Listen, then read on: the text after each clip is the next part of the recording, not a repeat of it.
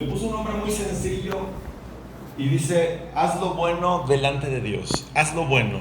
Pero ¿de dónde agarré este mensaje? Porque pues estoy leyendo Reyes, Crónicas, ¿se acuerdan? Sigo leyendo. Es la Biblia de manera cronológica. Y en los Reyes dice: y tal rey hizo lo bueno delante de Dios, y fue sepultado con sus padres, e hizo conforme a su padre. Cuando hizo lo bueno, dice conforme a su padre David, aunque no haya sido su padre, a lo mejor fue el abuelo, tatarabuelo, pero dice, o cuando no hace lo bueno, dijo, e hizo lo malo delante de Dios, yendo en pos de los dioses, haciendo esto, haciendo el otro, pero muy marcado, ¿verdad? E hizo lo bueno, así empieza. Y sucedió el papá y se levantó su hijo tal, e hizo lo bueno delante de Dios, así, así, así, o hizo lo malo delante de Dios. Y dije, bueno, ¿para qué nos vamos a complicar? Vamos a ponerlo, haz lo bueno delante de Dios. Pero lo bueno quiere decir, erradica el pecado de tu vida, erradícalo. La semana pasada vimos, no cedas, no cedas al enemigo, no cedas al pecado, ¿se acuerdan? No cedas, no retrocedas, no des un pase, mantente firme y di, no, esta línea no pasa. A lo mejor no estoy avanzando, pero no voy a retroceder. Dios me has traído hasta aquí y desde aquí voy a pelear, desde aquí voy a resistir. No te hagas para atrás, no cedas al enemigo, nada. Y hoy va más o menos por la misma tónica. Haz lo bueno delante de Dios, erradica el pecado. Y esto que les dije está en Primera de Reyes 14. Vamos a ver 3 casos así rápido para fundamentar esto. Primera de Reyes 14.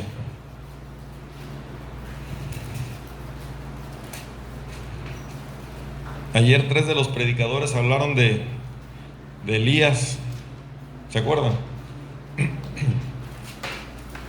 Primera de Reyes 14, 21 al 24, y habla del rey Roboam. Roboam fue el tercero de la dinastía de los reyes. El primero fue el cuarto, perdón. Fue el tercero de la descendencia de David. El primer rey había sido Saúl. El segundo rey fue David, que ya era otro linaje totalmente diferente. De ahí vino Salomón. Hasta ahí el Señor se había glorificado. Y a partir de Roboam empezaron a pasar muchas cosas. El pueblo se empezó a desviar. Y de ahí unos hicieron lo bueno y unos hicieron lo malo. Y vamos a ver qué dice en el verso 21. Les voy a leer del 21 al 24. Dice: Roboam, hijo de Salomón, reinó en Judá. De 41 años era Roboam cuando comenzó a reinar.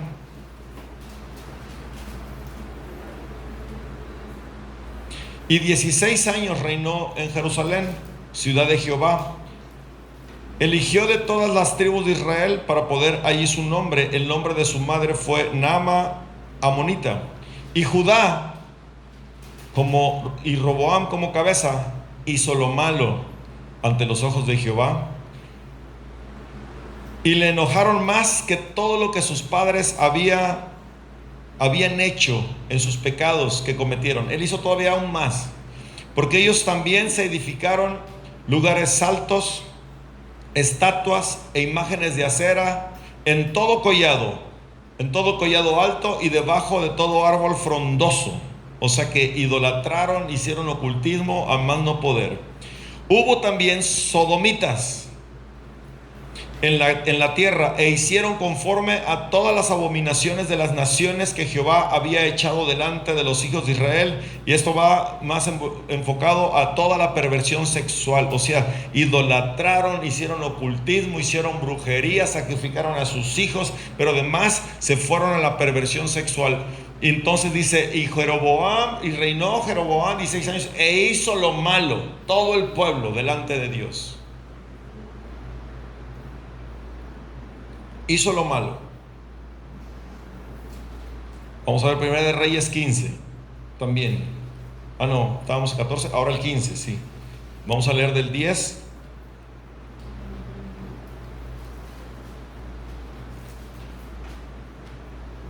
en adelante. del 10 al 15, y vamos a oír la historia del rey Asa. Y fíjate lo que dice Asa, de Asa. Y reinó 41 años en Jerusalén. El nombre de su madre fue Maca, hija de Abisalom. Asa hizo lo recto, hizo lo bueno ante los ojos de Jehová, como David, su padre. Porque quitó del país a los sodomitas, o sea, la perversión sexual, y quitó todos los ídolos que sus padres habían hecho, quitó la idolatría y todo el ocultismo que había ahí, que se manejaba. También privó a su madre Maca de ser reina madre, porque había hecho un ídolo de acera. La mamá de él era como una tipo sacerdotisa de esa reina, y también la bajó de ahí y le dijo, no, para abajo. Además deshizo Asa el ídolo de su madre y lo quemó junto al torrente de Cedrón. Sin embargo, los lugares altos no se quitaron. Con todo, el corazón de Asa fue perfecto para con Jehová toda su vida. También metió en la casa de Jehová lo que su padre había dedicado y lo que él dedicó: oro, plata y alhajas. Esto habla de lo bueno que hizo Asa. Pero en el siguiente verso, en el 16, dice alianza de Asa con Ben-Hadad. ¿Se acuerdan que el pasado les hablé de Ben-Hadad, que les había dicho que sí hacía alianza, pero iba a venir por su oro, por sus platas, por sus hijas y por sus hijos y por todo lo precioso que tenían? Es este Ben-Hadad. Y a él le dice, Dios le acababa de dar una victoria tremenda a Asa, pero increíble, con los filisteos. Un pueblo numeroso había venido. Asa estaba haciendo lo bueno delante de Dios, estaba agradando a Dios, por consecuencia tenía el respaldo de Dios. Y cuando los filisteos vienen y se entera que venían sobre ellos, pero decían que era un ejército numeroso, Asa consulta junto con los sacerdotes a Dios, y Dios le dice, ve, yo los voy a vencer, y le da una victoria increíble. Esa historia está también en Crónicas. Acuérdense que Reyes y Crónicas o se amplía o ahí ven el paralelismo de las historias, ¿verdad? Entonces, después de darle una victoria, tiene un poco de paz, pero luego vienen estos a atacarlos, y vamos a ir a Crónicas precisamente. Entonces vimos que Asa hizo lo bueno, pero que al final tampoco derribó todos los altares, ¿verdad? Y vamos a ver qué pasa en Segunda de Crónicas 16, con este mismo rey Asa. Estamos dándole contexto a lo que vamos a enseñar. 16 del 1 al 3. Ahí se repite, es la continuación de Reyes. Dice, alianza de Asa con Ben-Hadad.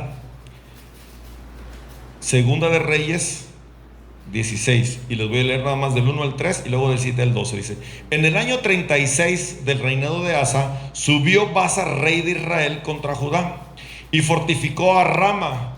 Hizo un campamento afuera de Israel, afuera de Judá, para no dejar salir ni entrar a ninguno al rey Asa, rey de Judá.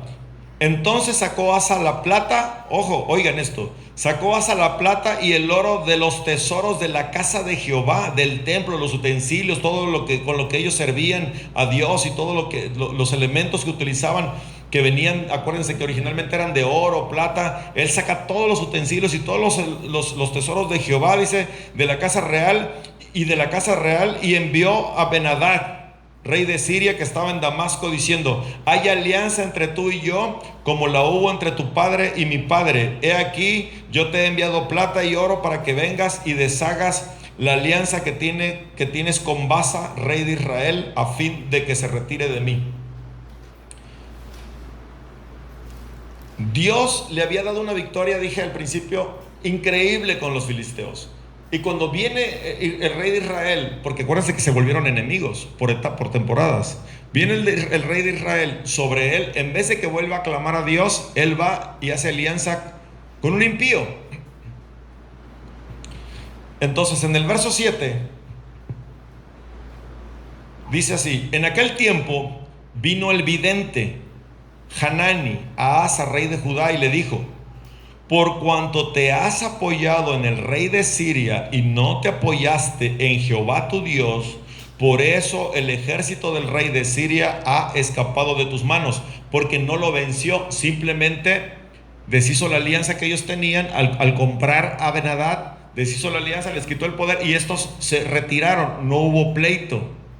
Entonces por eso dice, por cuanto fuiste y pediste ayuda al rey de Asiria y no se lo pediste a Jehová, por eso no venciste al enemigo, nada más huyó.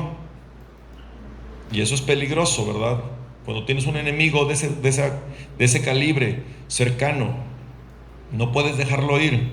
Dice, se escapó de tus manos. Y luego le dice, los etíopes y los libios no eran un ejército numerosísimo, con carros y mucha gente de a caballo. Con todo, porque te apoyaste en Jehová, Él los entregó en tus manos. Porque los ojos de Jehová contemplan toda la tierra para mostrar su poder a favor de los que tienen corazón perfecto para con Él. Locamente has hecho esto, porque de aquí en adelante habrá más guerra contra ti.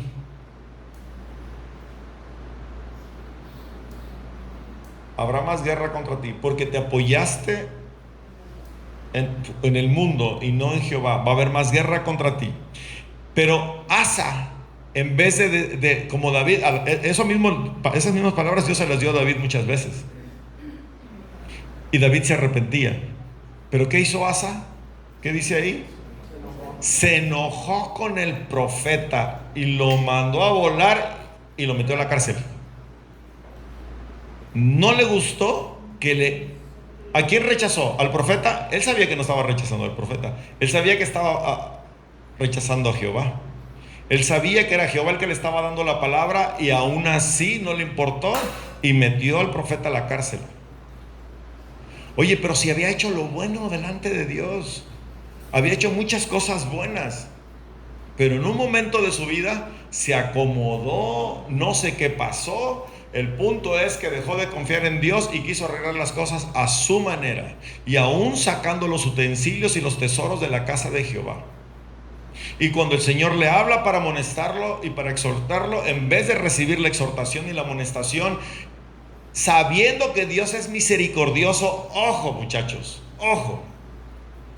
Dije la semana pasada que David dijo, no, que el trato sea de Dios y no de mis enemigos, porque el enemigo me va a despedazar, pero Dios es misericordioso y me puede librar. Entonces, a veces, porque no estamos bien nosotros con Dios, Dios no se aleja, el que se aleja es uno. Tú eres justo, tú has sido justificado por Dios y eres justo. Si te equivocas, levántate, pide perdón y levántate. La palabra dice que 7 veces cae el justo y 7 veces se levanta. No dice, se cayó el justo y se hizo impío. Y de su impiedad ahí se trató de levantar. No dejó de ser justo porque estaba caído. Simplemente se equivocó, simplemente cometió un error. La regó, pero se levanta. Pero ¿qué pasa con muchos de nosotros cuando nos apartamos de Dios? En vez de venir a Dios, ya no creemos porque sentimos que Dios nos va a rechazar, porque sentimos que no estamos a la altura, porque no nos sentimos limpios, y cometemos el error de empezar a querer hacer las cosas por nuestra cuenta. ¿Sí o no? ¿Sí o no? Cuando no andas bien con Dios, cuando no estás orando, cuando te sientes medio apartado, te da pena pedirle a Dios y dices, no, inclusive yo llegué a decir, Señor, siempre te molesto para las cosas que no, ahora me voy a aguantar, no, lo tengo que resolver yo. Y ese es un error. Eso es lo que hizo este hombre. Se apartó de Dios sabiendo que Dios era fiel y lo había librado, como le dijo el profeta. ¿Acaso estos no eran numericísimos? Dijo numerosísimo. ¿Y no te libró el Señor de ahí? ¿Por qué pues tenías que hacer una alianza? Pues sí, porque a lo mejor ya se había apartado de Dios, había hecho lo bueno, pero andaba tibio. Pero cuando andemos así, hermano, no cometamos el error de entonces empezar a querer funcionar, porque desagrada más a Dios, nos aleja más de Dios. Ven al Señor como estás, en la condición que está, Él te vuelve a recibir. Y por eso le mandó al profeta, para advertirle. y lo corre y lo mete en la cárcel. Ya más grande, más adelante dice ahí, se enferma y va y consulta a los médicos, consulta a los que sabían de estas cosas y no consulta a Dios y muere de la enfermedad. ¿Por qué? Porque su corazón se había apartado. Podemos leerlo. Dice, no buscó a Jehová sino a los médicos. Exacto. En el año 39 de su reinado, Asa enfermó gravemente de los pies y en su enfermedad no buscó a Jehová. ¿Por qué está registrado esto? Porque hubo un precedente espiritual ahí. No buscó a Jehová sino a los médicos y durmió Asa con sus padres. Entonces vimos un caso, el primero de Roboam, que ese hizo lo malo, dijo, peor que todos los demás. Luego vimos un caso, que es el de Asa, que hizo lo bueno, pero terminó no agradando a Dios como debería, a pesar de haber empezado muy bien, porque se hizo lo recto, agradó a Jehová, Dios lo libró. Entonces vamos a ver otro caso, Segunda de Reyes 23. Para los que hablan inglés, 23. Thank you very much. 23. Vamos a leer del 4, vamos a leer bastante, porque está padre que nos quede ahí el referente. Lo tienen, para que lo leamos juntos. Ustedes ahí, yo se los leo acá. Entonces mandó el rey, el sumo sacerdote y... Sí, va, está bien. Hilcías a los sacerdotes de segundo orden y los guardianes de la puerta que sacasen del templo de Jehová todos los utensilios que habían sido hechos para Baal, para Acera y para todo el ejército de los cielos, y los quemó fuera de Jerusalén en el campo del Cedrón, e hizo llevar las cenizas de ellos a Betel. ¿De quién está hablando? De Josías. Dice aquí, entonces mandó el rey al sumo sacerdote Hilcías. ¿Quién rey? Estamos hablando de Josías, ¿ok? ¿Se acuerdan de Josías? Ahorita se van a acordar. Y quitó también a los sacerdotes idólatras que habían puesto a los reyes de Judá para que quemasen incienso en los lugares altos en las ciudades de Judá y en los alrededores de Jerusalén. Y asimismo a los que quemaban incienso a Baal, al sol y a la luna y a los signos del zodiaco y a todo el ejército del cielo. ¡Ojo! Hizo también sacar la imagen de Acera fuera de la casa de Jehová, fuera de Jerusalén, el valle del Cedrón, y la quemó en el valle del Cedrón y la convirtió en polvo y echó el polvo sobre los sepulcros de los hijos del pueblo. Además derribó los lugares de prostitución, los sodomitas. Este hizo todo, ¿verdad? Prostitución, idolatría, que estaban en la casa de Jehová, en los cuales tejían las mujeres tiendas para Acera. E hizo venir todos los sacerdotes de las ciudades de Judá y profanó los lugares altos donde los sacerdotes quemaban incienso, desde Geba hasta Berseba, y derribó los altares de las puertas que estaban a la entrada de la puerta de Josué, gobernador de la ciudad, que estaban a la mano izquierda a la puerta de la ciudad. Pero los sacerdotes de los lugares altos no subían al altar de Jehová en Jerusalén, sino que comían panes sin levadura entre sus hermanos. Asimismo profanó a Tofet, que está en el valle del hijo de Hinnom, para que ninguno pasase su hijo o su hija por fuego a Moloc. Le sacrificaban, ¿se acuerdan? Los echaban al fuego. Este dios tenía como una boca grande y ahí prendían fuego y metían a los hijos ahí, los quemaban en sacrificio. Quitó también los caballos que los reyes de Judá habían dedicado al sol a la entrada del templo de Jehová, junto a la cámara de Natán Melec, eunuco, el cual tenía a su cargo los ejidos, y quemó al fuego los carros del sol. ¿Se dan cuenta de toda la idolatría que habían hecho antes? imágenes, estatuas en la casa de Jehová.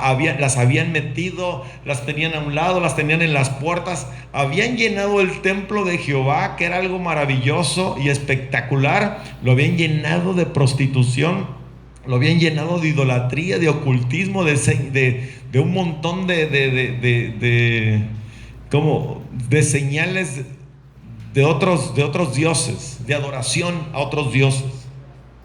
Qué increíble. Pero todo esto hizo Josías, por eso quería leérselos.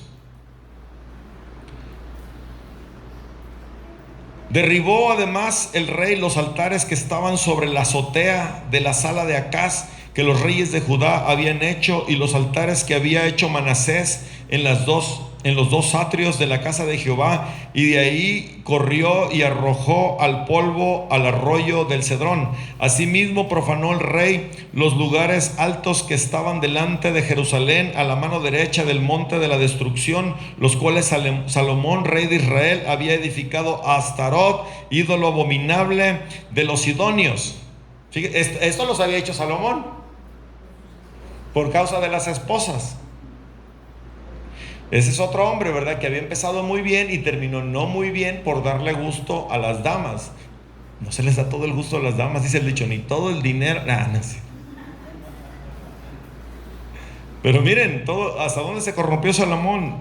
Pero este hombre, Josías, que además era un jovencito, que destruyó a Astoret, ídolo abominable de los sidonios, a Quemos, ídolo abominable de Moab, y a Milcom, ídolo abominable de los hijos de Amón, que había hecho Salomón. Y quebró las estatuas y derribó las imágenes de acera, y llenó el lugar de ellos de huesos de hombres. Igualmente el altar que estaba en Betel y el lugar alto que había hecho Jeroboam, hijo de Nabat, el que hizo pecar a Israel, aquel altar y el lugar alto destruyó y lo quemó y lo hizo polvo y puso fuego a la imagen de acera. Y se volvió Josías, y viendo los sepulcros que estaban ahí en el monte, envió y sacó los huesos de los sepulcros y los quemó sobre el altar para contaminarlo, conforme a la palabra de Jehová que había profetizado al varón de Dios, el cual había anunciado esto. Después dijo: ¿qué monumento es este que veo? Y los de la ciudad le respondieron: este es el sepulcro del varón de Dios que vino de Judá y profetizó estas cosas que tú has dicho sobre el altar de Betel. Y él dijo: dejadlo, ninguno mueva sus huesos. Y así fueron preservados. Y así sucesivamente, hermanos. Josías hizo lo bueno. Él se paró, se levantó, le trajeron los libros. Dice que sus cronistas le trajeron los libros, y él, cuando leyó los libros, se dio cuenta de toda la profanación que habían hecho. Ah, caray, imagínate que estás leyendo que no debe haber esto, y ahí estaba. Y él lee que no tenían que comportarse de esa manera, y así se comportaban. Y se dio cuenta que el templo no tenía que ser profanado, y estaba profanado. Y mandó a derribar todo. Todo, mis hermanos. Haz lo bueno delante de Dios. Les puse 3 ejemplos. Uno que hizo lo malo, uno que hizo lo bueno pero no terminó bien, y uno que hizo lo bueno y lo recto, que agradó a Dios. Y vemos en la historia gente similar.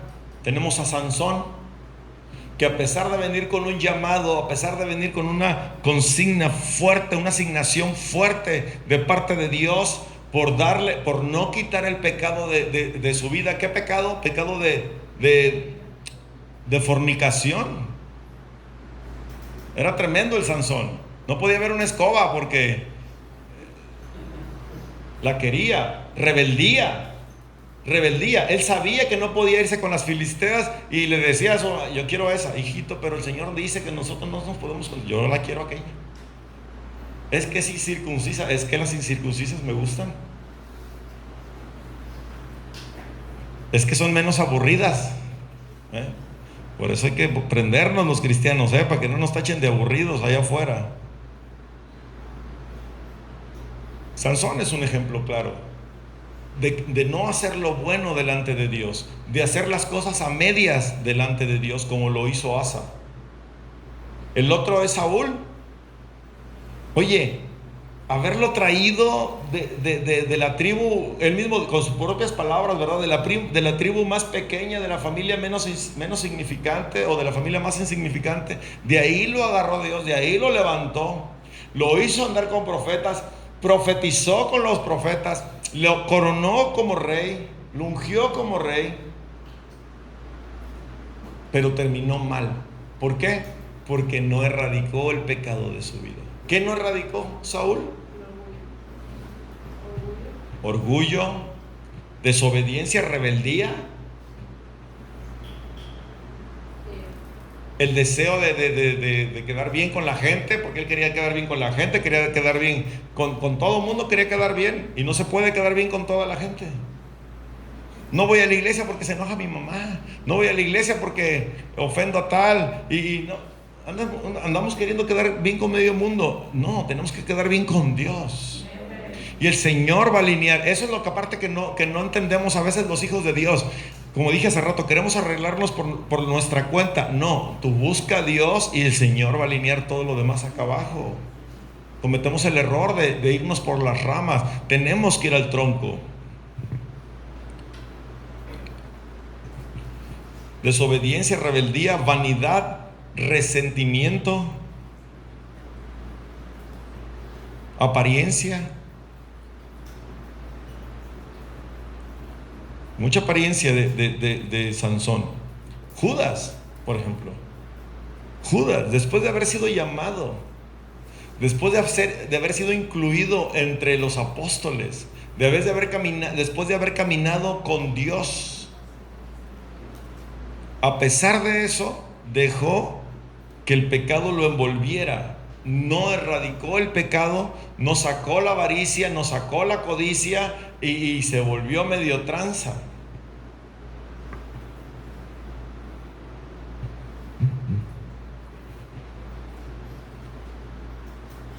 ¿Y saben qué? También le faltó fe. Porque igual, vamos a lo mismo. Y qué bueno que se repite, no lo tenía en cuenta, hasta ahorita lo estoy notando. Que intercambia a Jesús por plata. Y se arrepiente. Y en vez de venir a Dios por misericordia, como lo hizo David, ¿qué hizo? Se mató. Se mató, no creyó que el Señor lo fuera a perdonar, dudó de su fidelidad, dudó de su misericordia.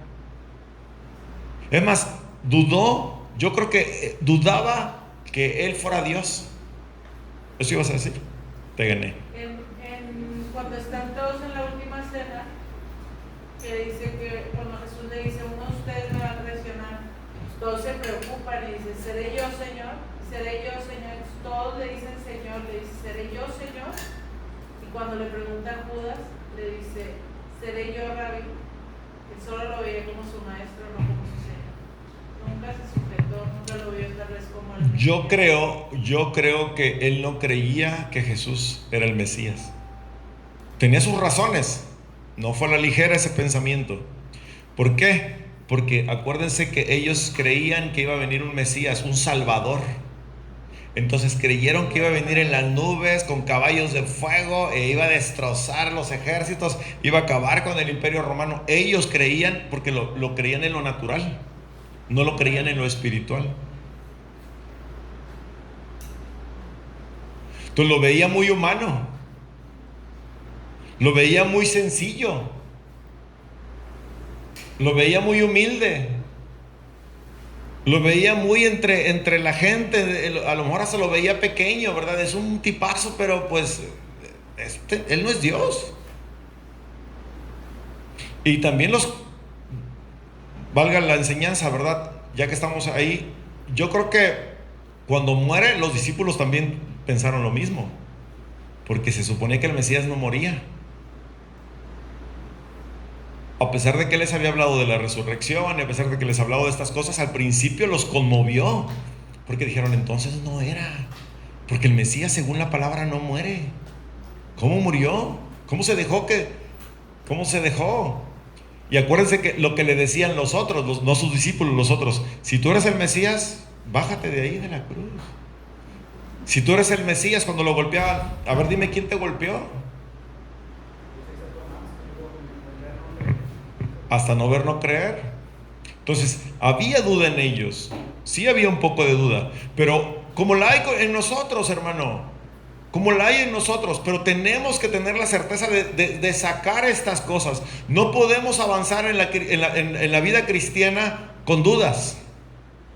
Asegúrate que esa duda que tienes, que no te hace llenarte de Dios, que no te hace asirte de Jesús de todo tu corazón, sea quitada del medio, porque te va a cobrar la factura. Mira, ¿cuántos somos vendedores? Yo era vendedor, como dijo David. Yo era, en otro tiempo, yo era vendedor. Pero cuando vendí tiempo compartido, aprendí muchas reglas de agresión en la venta, porque tienes que vender en 60 minutos. En hora y media, ¿no? Te piden. En hora y media tienes que ir cerrando la venta. Tienes que ir cerrando la venta. Y la gente viene por un desayuno. No va a comprar nada. Vengan al desayuno, les vamos a mostrar el hotel. Y les vamos a regalar unos tours. Entonces la gente viene por el desayuno y por los tours. Y tú tienes que convencerlo en el Inter de comprar una membresía. ¿Verdad? ¿Ya te tocó? ¿Ya la compraste? Híjole, luego te asesoro.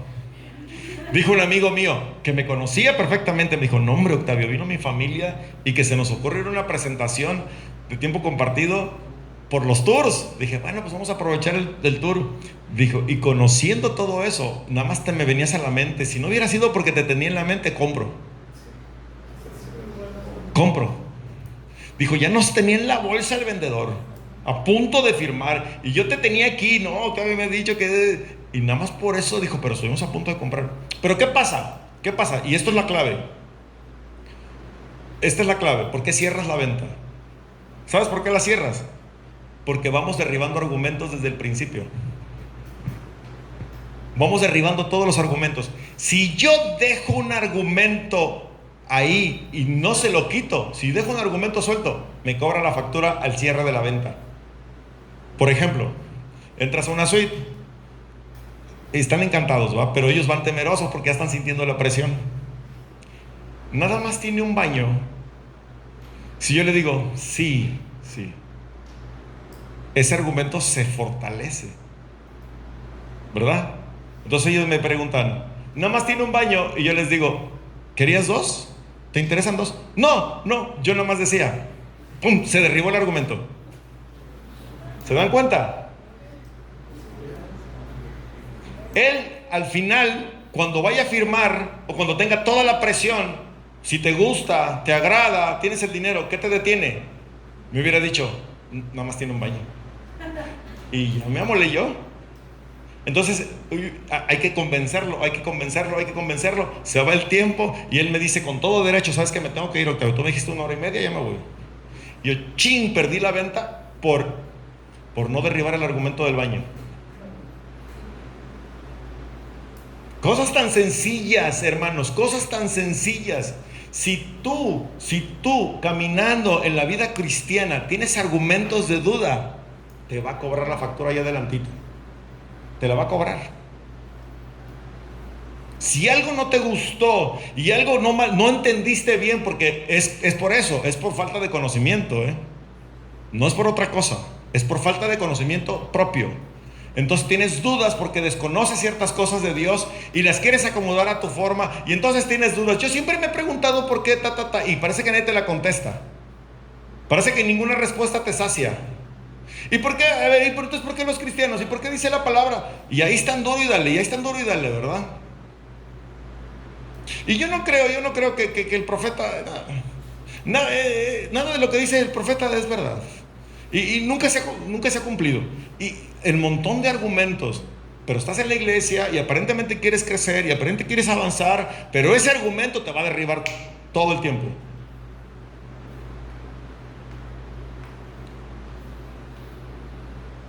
Y esto le costó a Judas el perderse.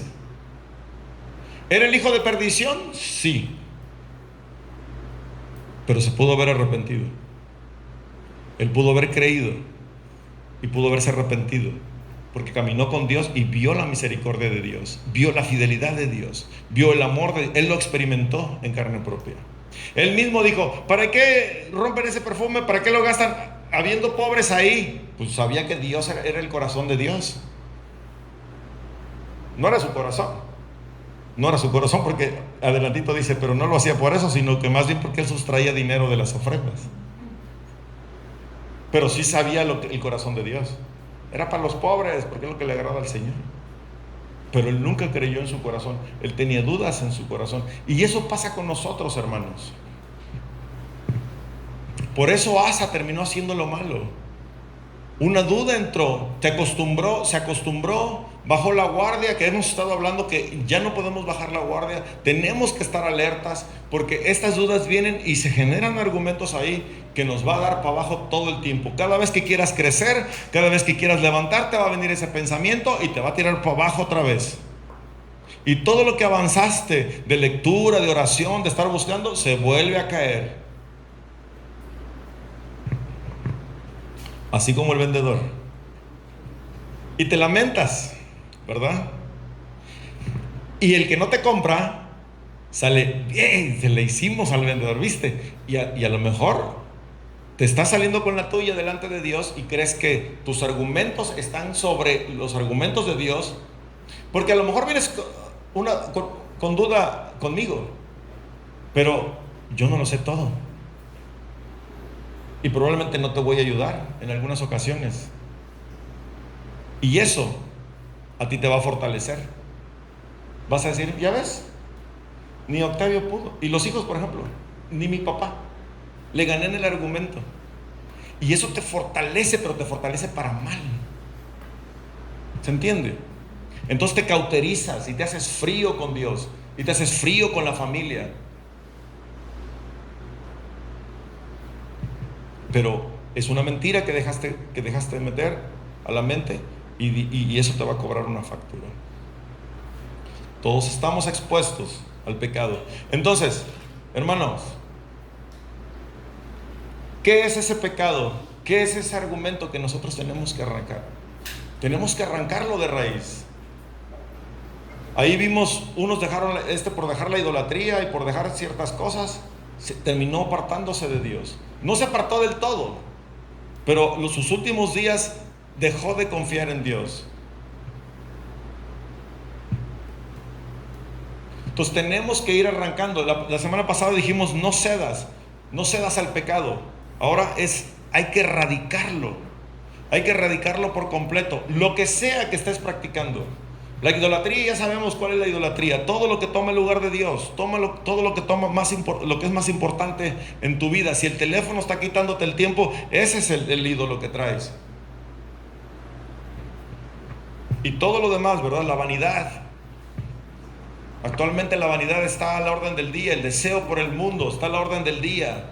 Y te quieres comprar y hacer y verte, y por otro lado no tienes nada, pero te encanta la apariencia y te encanta. Hay que erradicarlo, mi hermano. Tienes que erradicarlo.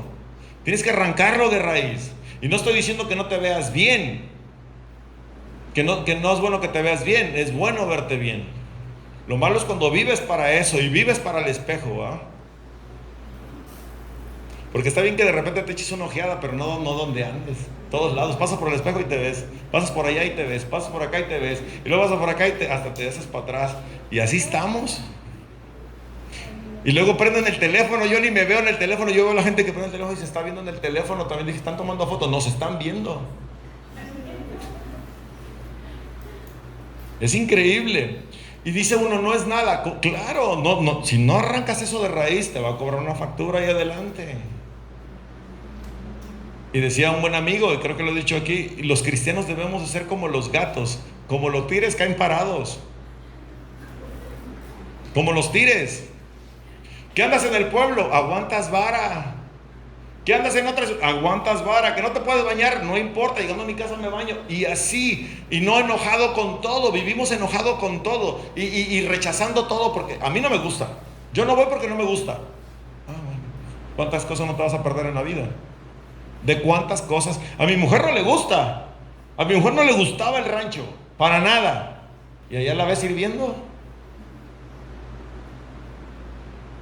¿Por qué? Porque ama a Dios, ama la obra, y uno tiene que ser esforzado, punto. Pero el argumento, ¿verdad? No, yo no. A mí esas cosas a mí no me gustan. A mí la música del rancho no me gusta. A mí la música del rancho no me gustaba. ¿Por qué no me gustaba? Había una razón. ¿Por qué no me gustaba? Porque el ritmo cumbiero, pues me recordaba a la borrachera. Me la recordaba. Entonces no me gustaba. Yo no podía porque decía yo, no puedo. Empieza un mariachi cristiano y empiezo, ¡ay! Porque lo traigo allá. ¿Sí o no? El cristiano loco quiere bailar. No va así. Pero eso es lo que se viene a mi mente, porque eso viví 35 años de mi vida. Bailando la cumbia, la ranchera y el mariachi, todo lo que daba, echando pulmón y el tequilazo. Entonces cuando yo oí esa canción, no, yo decía, no, cállate. El hombrito empezaba a moverse, la pierna empezaba para acá y para allá. Ya me quería prender otra vez. Y yo luchando con eso. Entonces había una razón, no era de que, ay, no me gusta. Claro, ahora me encanta, ahora la disfruto. Voy, danzo. ¿Por qué? Porque es eso, porque el Señor va transformando, el Señor va renovando la mente, va transformando la mente, nos va cambiando. Nada más no me pongas reggaetón.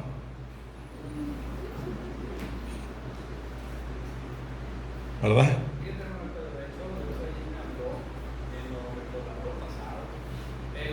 Dios a mí me habló en el pasado. Dice que hay cosas pasadas, hay cosas cuando uno recuerda el pasado. El pasado sí que es bueno recordarlo como de donde Él te sacó. Recordar donde Él dijo, ¿sabes qué? De ti te estoy sacando. Para que no lo recuerdes para de lo que eras. Pero Él dice que no recuerdes el pasado de lo que vivía tu carne. Sí, únicamente yo recordaba, no me iba a la calle, no me iba a tomar, no me iba a fumar. Yo decía, quítate el pasado. Ese pasado no es. Revives, Carmen, revives tu pasión, revives y te das cuenta cuando lo estás platicando con un hermano. No, hermano, yo en el otro, cuando antes de cristiano, y empiezas tranquilo, decir muy no, y de repente no, y luego andaba en la fiesta y tenía mesas, no, y la pista ahí de baile, no me alcanzaba la pista, y ya de repente ya estás bien alegre contando. Por eso que estás diciendo, porque te remueve. Y ya que se va el amigo dices, qué buena vida aquella, pero no, ya me arrepentí. Gracias a Dios que ya me arrepentí.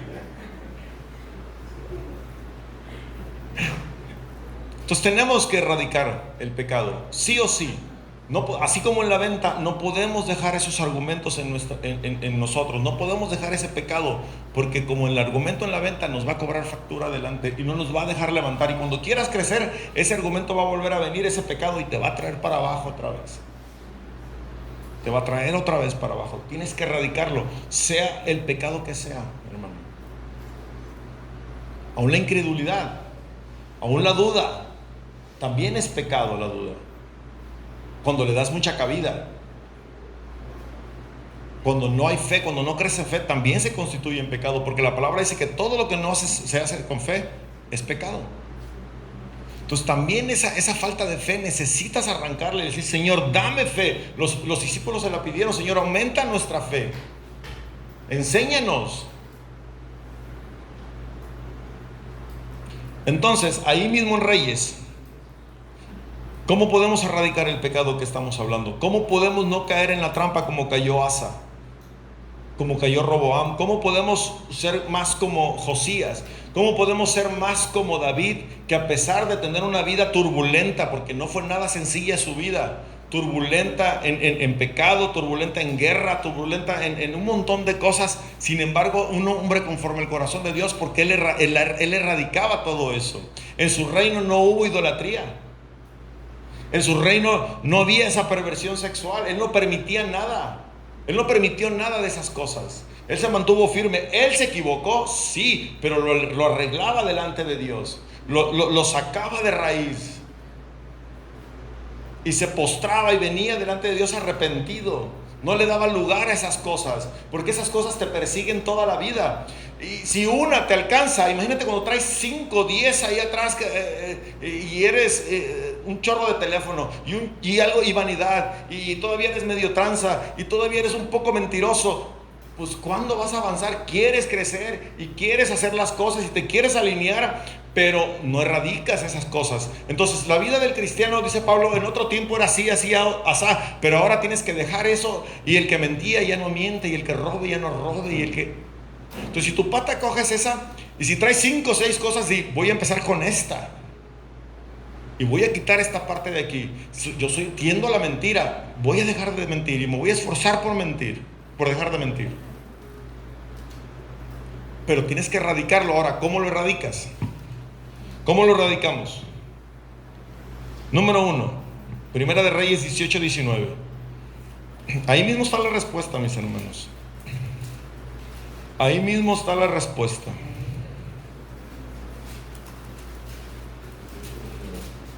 En los mismos Reyes lo tenemos.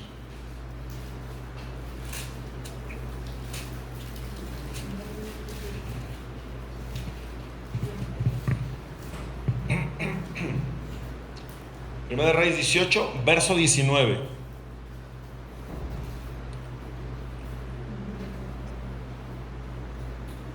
Escaseaba la lluvia. ¿Se acuerdan? Querían atrapar a Elías. Entonces Elías dice: me voy a presentar con el rey. Me voy a presentar con el rey. Dice: pero envía pues ahora y congrégame a todo Israel en el monte Carmelo. A todo Israel. Quiero testigos de estos. Quiero testigos de esto y quiero que me ayuden. La estrategia, ¿verdad? También leí en la historia de otro, creo que Jehú, cuando iba a matar a todos los sacerdotes del oculto de esos dioses, dice: voy a hacerle fiesta. Es una estrategia muy buena. Dice: mándame a traer a todos los sacerdotes de Baal y de Acera y de estos, mándamelos a traer porque les voy a hacer un fiestón, les voy a hacer un banquete, yo sí los voy a honrar como se merecen. Y todos se alegraron y dijeron: vamos. Y ya que los tenían ahí, ya que los tenía todos, les dijo: asegúrense que no haya ninguno de esos profetas de Jehová, que no haya ni uno. Si no los vaya a matar también. Asegúrense, les dijo a los profetas de ahí: a ver, si uno de ustedes reconoce a uno que no sea de ustedes y que sea de Jehová, sáquenmelo de aquí. No, hombre, pues se levantaron de volada y sacaron a los que no eran de ellos y quedaron solo de ellos. Y ya que estaba de ellos, nada más ellos, le dijo a los otros: échenselos a todos. Así Elías, ¿no? Dice: congrégame a todo Israel en el monte Carmelo, y congrégame a los sacerdotes de Acera, a todos, 800, 400 y feria de uno y 400 y feria del otro. Congrégamelos a todos los sacerdotes, dice, que comen a la mesa de Jezabel. Así dice, ¿no? Que comen a la mesa de Jezabel. ¿Qué hacía Jezabel? ¿Qué hacía ese reino, ese gobierno de ese entonces? Alimentaba el pecado. Ellos mismos se encargaban de alimentar el pecado. El mismo gobierno se encargaba de alimentarlos, de tenerlos contentos. Me imagino que había mucha fiesta, frivolidad, porque eso hacían los palacios de aquel entonces. Imagínate todos los días teniendo 850, no sé, 900 personas ahí comiendo contigo en los banquetes que solían hacer y en la perversión que solían caer y en los bailes y todo esto. Todos los días comían y ella los alimentaba.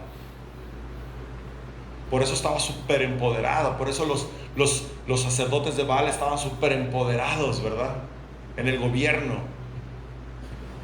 ¿Por qué? Porque alimentaban el pecado. Entonces, ¿qué tenemos que hacer para erradicar el pecado? Dejar de alimentar el pecado. Dejar de alimentar el pecado. ¿Cómo dejas de alimentar el pecado? Pues si consumes 10 horas de teléfono, consume 5. Deja de alimentarlo. Si mientes, pues empieza a dejar de mentir y empieza en cosas que no es necesario mentir, porque hay cosas que no tienes que mentir y la gente miente, aún en lo sencillo. Uno de repente avienta una mentira hasta piadosa para no quedar mal y que no está bien, estoy diciendo. Pero hay gente que miente por deporte, por hobby. Y para todo te quieren mentir, y para todo te dicen una mentira, y para todo. Entonces lo que está diciendo ahí es que no alimentes el pecado. Deja de mentir. Deja de hacer lo que no te agrada, lo que no le agrada a Dios. Sea lo que sea, en el área que sea, deja de hacerlo. Quítale fuerza. Quítale fuerza. Cuando tú alimentas algo se fortalece. Cuando no le das el alimento se debilita. ¿Por qué en los anexos por lo menos se liberan de todo eso? Porque no hay. Restaura a un vicioso en tu casa, ahí lo vas a tener acostado días y lo vas a tener ahí todo sin hacer nada. En el centro de rehabilitación a la semana ya están al tiro. ¿Por qué? Porque no le alimentan eso, ni la mamá lo está apapachando. Ay, está mi mijito, y ahí está el mijito. No, ahí están, a la semana se tienen que aplicar porque ya empiezan las actividades. ¿A los cuántos días empiezan las actividades?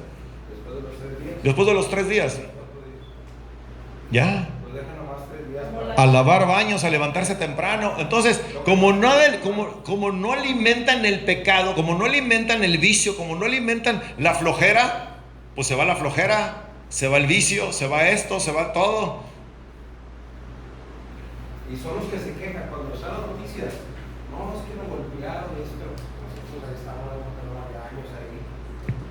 Que claro que a veces por algo hasta tienen que llevárselos y todo, ¿verdad? Por groseros o algo, pero nunca es lo mismo. Entonces no podemos alimentarlo porque lo fortalecemos.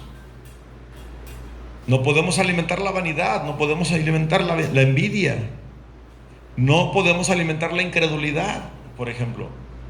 Oye, está más atento, ve un poco más allá, cree un poco más, ve al Señor, busca al Señor, pídele al Señor que te quite esas dudas, pero no la alimentes, porque si ya gané y quieres estar ganándolas todas, ¿verdad?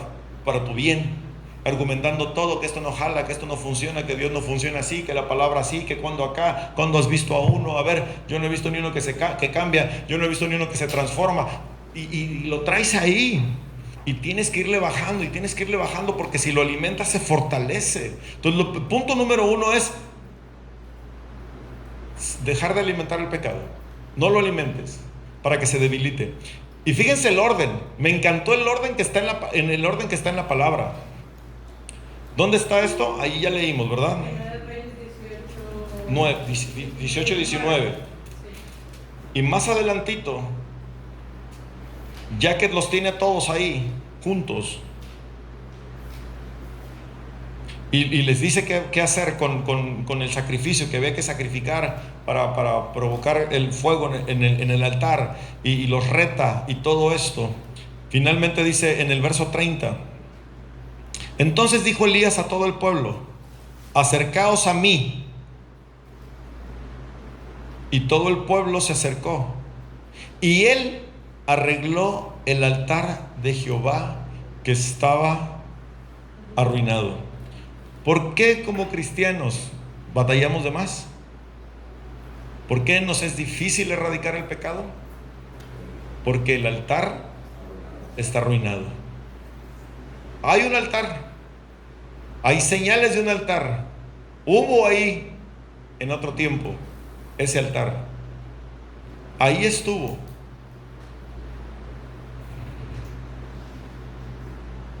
Vamos a leer más. 30 al 31, ¿verdad? Dijimos. Entonces dijo Elías a todo el pueblo: acercaos a mí. Y todo el pueblo se le acercó, y él arregló el altar de Jehová que estaba arruinado. Y tomando Elías 12 piedras, conforme al número de las tribus de los hijos de Jacob, el cual había sido dada palabra de Jehová, diciendo: Israel será a tu nombre, edificó con las piedras un altar en el nombre de Jehová. Se edifica piedra por piedra, piedra por piedra. De repente andamos bien tronados y de repente nos queremos meter con Dios y nos metemos un día con todo y no jala. No, piedra por piedra. Empieza a pasar tiempo, empieza a leer, empieza a orar, empieza a pedir, empieza a hacer otra vez piedra por piedra. Agarras y empiezas a levantar y se empieza a construir el altar. Cuando tenemos sobrepeso queremos bajar 10 kilos en un mes.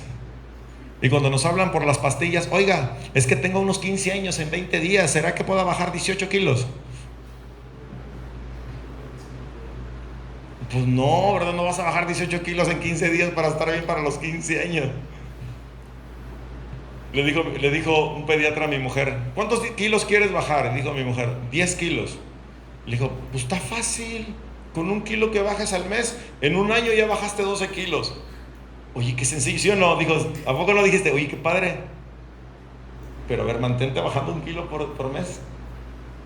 Eso es lo difícil es permanecer. Todo el mundo nos rendimos. Bajas el primer 1 kilo, hasta 2 kilos puedes bajar en un segundo mes. Y el segundo mes bajas otros 2, 3 kilos, pero el tercer mes ya te dio flojera. Y ya te dio flojera y ya no estás bajando. Y al quinto mes ya los recuperaste. Bajaste 5, recuperaste 8. ¿Qué difícil hay en bajar 1 kilo? Nada. Con que cambies un poquito la alimentación cambia. Lo difícil es permanecer, hermanos. Entonces, si tú quieres levantar el altar, ok, ya entendí, voy a abrir el altar. Y pum, te metes a ayunar, y pum, te metes, y quieres hacer todo de un jalón, y quieres que todo pase inmediatamente. Pues no va a pasar. ¿Y qué pasa? Te desanimas. Pero si pones una piedra, y pones otra piedra, y pones otra piedra, y empiezas con un fueguito sencillito, y vas por más, y buscas a Dios, y tu oración de 5 minutos pasa a 15 minutos, y de 15 minutos pasa a 20, y de 20 a 25, y ahí te la llevas, y ahí vas, y entonces se va a generar el altar. El altar no se hace de la noche a la mañana, el fuego no desciende de la noche a la mañana, tienes que provocar el fuego, y en la medida que buscas a Dios, el Señor te redarguye, y cuando te redarguye es leña al altar. Y en la medida que más te redarguye, más leña es. Y entre más cercanía, más ves tu pecado y más arrepentimiento traes. Y el altar se enciende, se empieza a encender. Se empieza a encender el altar. Entonces, dejaste de alimentar el pecado. Punto 1. Punto 2. Empezaste a construir un altar. Y cuando ya el altar está tomando forma, entonces tienes poder y tienes fuerza para erradicarlo por completo, para arrancarlo de raíz. Antes no. Hay gente que dice, ok, ya tengo que dejar de mentir, y 3 días ahí casi te quieres tapar la boca, y al 4.º día ya no aguanto, como cuando digo quiero dejar la coca, ¿va? Llega el fin de semana y ya estoy así. No es cierto, pero sí digo voy a dejar la coca, pero cuando la veo ahí, y todavía la veo y no le hago tanto fiesta, pero en cuanto veo los hielos, dije no, ya de aquí soy. Agarro un montón de hielo y le dejo media coca ahí, ¿verdad? No lo puedes lograr. Tiene que venir una convicción, y la convicción te la da el Señor en el altar. La convicción te la da el Señor en su presencia. Ahí te limpia, ahí te empieza a purificar. Y como empiezas a estar limpio y empiezas a estar desintoxicado, entonces puedes dejar la coca, porque ya el azúcar ya no la traes aquí. Mientras no te quites el azúcar de aquí, la coca siempre se te va a seguir antojando, y toda la harina. Está bien gacho, ¿verdad? Pero tenemos que hacerlo. Bueno, con leche lactosada no está tan mal el panecito. Con café de olla y de allá del rancho, puro. Pero es eso, mis hermanos, queremos hacerlo, ese es el punto. De repente somos un poco emocionales, y en la emoción queremos hacer las cosas, y en la emoción no se logra nada, porque aparte somos radicales, ¿verdad?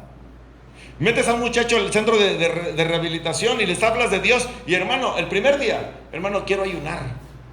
No, hombre, estás viendo cómo estás de flaco, no tienes ni fuerza. Come, mi rey, come una semana y después hablamos de ayuno.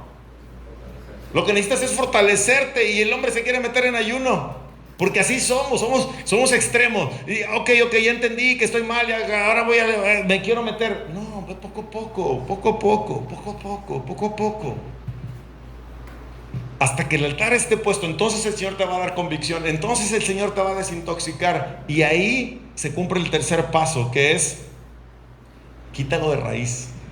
Quítalo de raíz, hermano. Quítalo. ¿Cuánta gente no deja de fumar? ¿Cuánta gente no deja de tomar? ¿Cuánta gente no deja de decir malas palabras cuando el Señor viene a tu vida? Y queda de raíz. Si tú sigues usando expresiones groseras, no se te va a quitar. Lo sigues alimentando y no lo arrancas de raíz. Pero cuando viene el Espíritu Santo sobre ti, esas palabras se van. Y es mentira. Yo oigo cristianos que dicen un montón de frases groseras. No tienen el Espíritu Santo. Y perdónenme. Si todavía te enojas y te sale ahí el palabrón, después de años de cristiano y después de haber sido expuesto a la presencia del Espíritu Santo, algo está fallando. De verdad. Y se los digo para tener cuidado y estar alertas, porque es el argumento que te va a cobrar factura ahí adelante. Por eso, de eso estamos hablando. No podemos dejar. Si tú toda vez que unos por buena onda, ¿verdad?, usan la expresión porque la han hecho toda la vida, otros cuando se enojan. Uno no la dice tan a la ligera, pero cuando se enojan, ¡pum!, avientan las palabrotas prohibidas, ¿verdad? Y es que sigue estando el mismo corazón. Porque dice que de la unión del corazón habla la boca. Exactamente, por eso no puede estar Sigue estando igual. Exacto. Entonces sí tenemos que cambiar esas cosas. Eso es un vivo ejemplo de alimentar el pecado y no erradicarlo. Sácalas de ahí. Saca los pensamientos. Si son los pensamientos malos, erradícalos. La palabra dice: trae todo pensamiento cautivo en obediencia a Cristo. Yo tengo malos pensamientos, pero los traigo a Cristo inmediatamente. No le doy cabida, porque si le doy cabida me vuelvo loco. Y me siento mal, me empiezo a sentir mal, me empiezo a sentir indigno, porque el enemigo te empieza a mandar los dardos. Entonces la única forma de erradicarlo es ser lleno del Espíritu Santo, es reconstruir el altar. Y ahí sí, entonces me encanta el orden, porque primero no lo alimentas, ahí sí, le quitas fuerza, eso sí lo puedes hacer ya, ¿verdad? Eso lo puedes hacer ya, no necesitas mucho Espíritu Santo y mucho acá, mucho espiritual. Es que yo no soy espiritual, es que ustedes porque son espirituales. No, mi rey, póngase las pilas, sea macho, sea una buena mujer y haga lo que le corresponde. ¿Sí me explico? Porque queremos espiritualizarlo y decir: no, es que ustedes están en el Espíritu, por eso ustedes sí pueden. No, se trata de decisión. Lo primero de dejar de alimentar el pecado lo puedes hacer sin el Espíritu Santo. Lo puedes hacer porque sabes que te conviene y lo tienes que hacer y lo haces. Lo segundo sí, es difícil. Erradicarlo de raíz sí es difícil, pero entonces viene la llenura del Espíritu Santo. Ahí sí viene la llenura del Espíritu Santo para erradicarlo. Y ahí está adelantito, ¿verdad? Dice: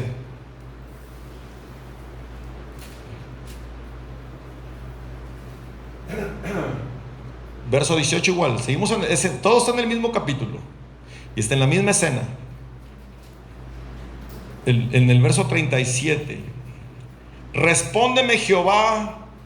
Ahora ya está orando por el altar, ya está orando en el altar Elías. Respóndeme, Jehová, respóndeme, para que conozca este pueblo que tú, oh Jehová, eres el Dios, y que tú vuelves a ti el corazón de ellos. Empieza el clamor en tu casa, empieza el clamor, aunque sea despacio, empieza a clamar: respóndeme, Señor, respóndeme, Dios. Que yo vea, que yo sea testigo de tu fidelidad. Le he visto en los hermanos, lo he visto en mis papás, lo he visto aquí, pero yo no le he visto. Hazme testigos, respóndeme, Señor. Empieza a clamar con cosas sencillas. Y entonces dice: cayó el fuego de Jehová y consumió el holocausto, la leña, las piedras, el polvo, y aún lamió el agua que estaba en la zanja. Era imposible que ese altar se prendiera. Era imposible que el fuego cayera. Era imposible. Le habían metido cubetas de agua al altar. No lo habían remojado, le había hecho una zanja. Había hecho una poza ahí en ese altar, a propósito. Y lo único que podía consumir el agua y que el fuego se prendiera como se prendió, era tener activo el altar. Empezó en el clamor, empezó en el clamor. Y así nosotros, ya estamos en el altar, empecemos a clamar y de repente va a caer el fuego, de repente va a caer la gloria de Dios.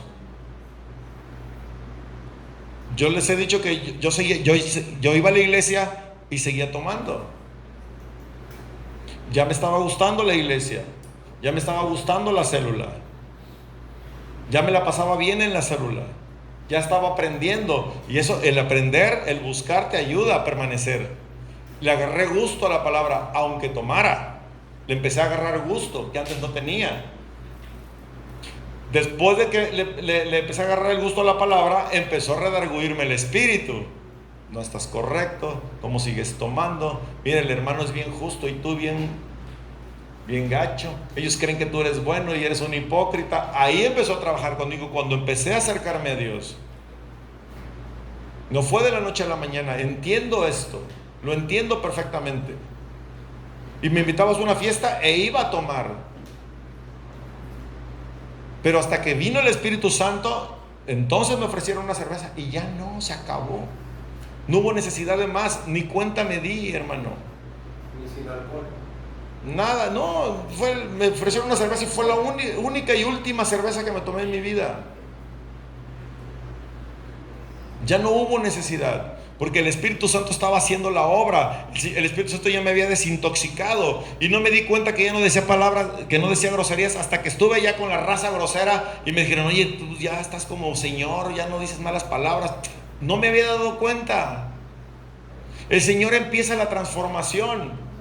No fue de la noche a la mañana, no agarré el altar de volada y que hice acá y a los 3 días ya no pasa nada, hombre, ya me voy porque no pasa nada. Sigo siendo borracho, sigo siendo mentiroso y Dios no me cambia. No, ni pensé en eso, hermanos, ni pensé en eso. Yo no pensé, Señor, no, yo busqué a Dios y le empecé a agarrar el gusto, y en el gusto empezó a hablar el Señor a mi corazón, ¿verdad? Ahí empezó a hablar. Y empezó a tener nuevos amigos. Esa es otra, ¿verdad? Nuevos amigos, que ya no está el alcohol, ya no se alimentaba ese pecado. Entonces se debilitó. Ya no hay fumarolas. Ya no hay fumarolas. Se debilitó ese pecado. Al no alimentarlo, se debilitó. Eso sí lo podemos hacer también de entrada, ¿verdad? Se va debilitando todo, porque lo dejas de alimentar. Entonces dice: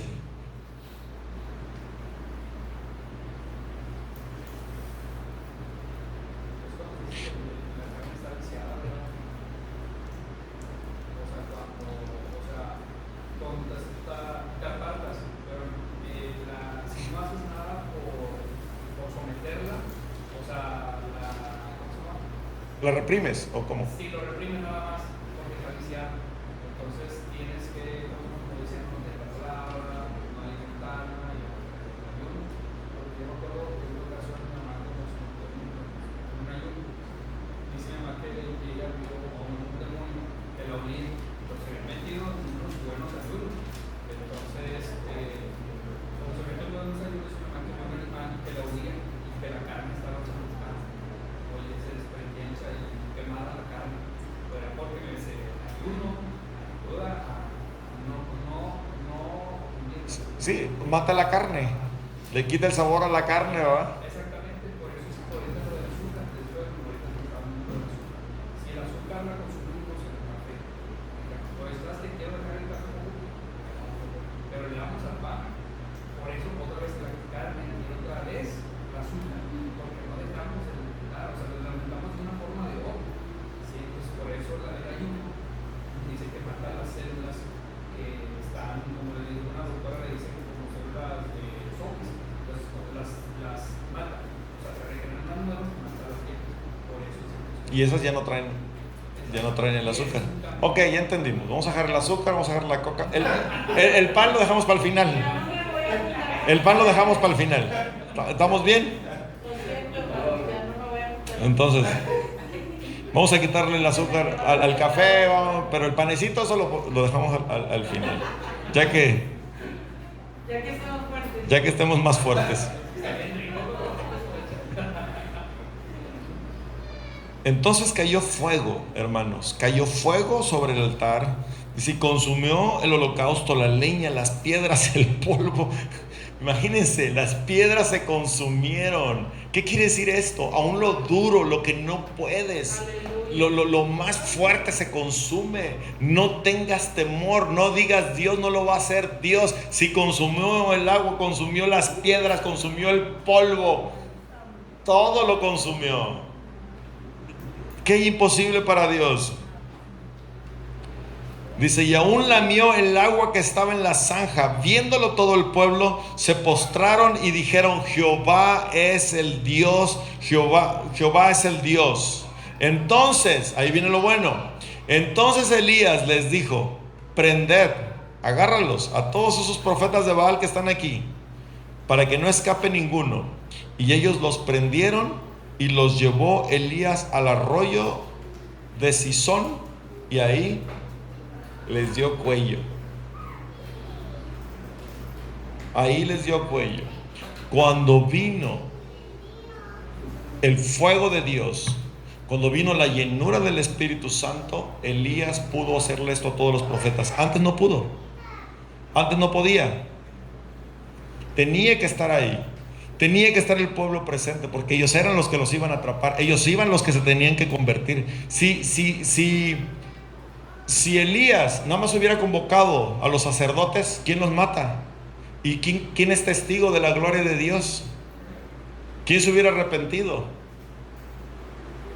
Pues la estrategia de Elías estuvo extraordinaria, ¿verdad? Reúneme todo el pueblo, reúneme todos los sacerdotes, y ahora sí vamos a hacer que caiga fuego. Si Dios, antes de eso dice, porque si Baal es Dios, pues vayan en pos de Baal. Pero si Dios lo es, pues vayamos en pos de Dios. Así que vamos a hacer 2 altares y comprobemos quién es el Dios verdadero.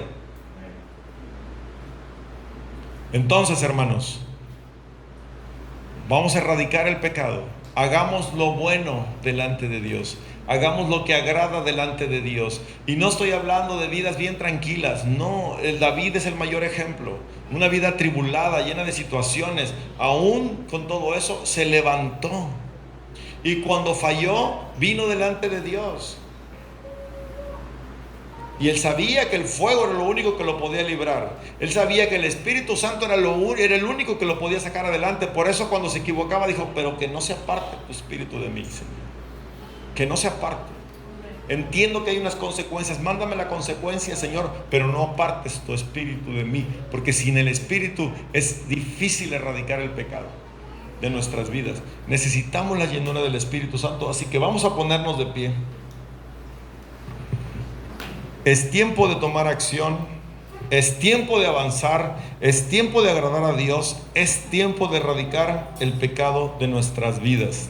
Todo aquello, dice la palabra que las pequeñas zorras, ¿verdad? Lo sabemos de memoria, las pequeñas zorras producen